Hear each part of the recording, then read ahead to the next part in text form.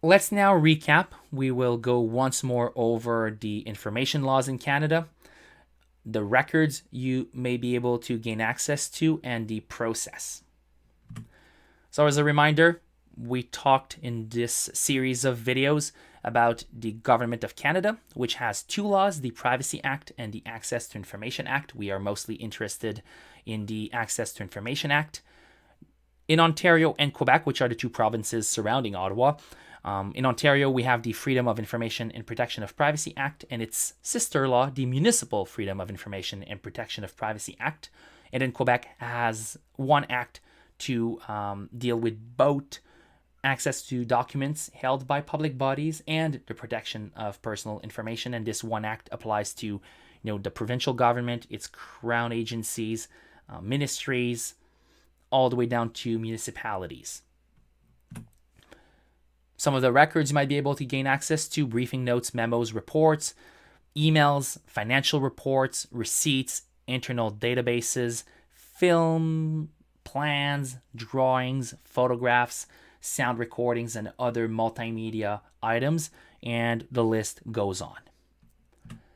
As a final reminder, this is not a catch-all process. That's my freedom of information and access to information process. First, you need to identify the information or records you want to obtain.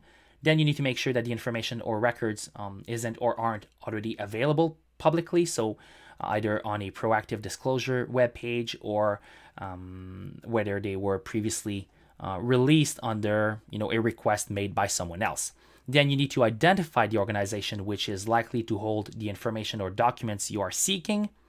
You need to find the law under which you are making your information request, file your request, following the instructions. You might have to pay a fee or some fees, so there are research fees as well. In Quebec, the initial request is free. In Ontario and in Canada, normally you have to pay $5.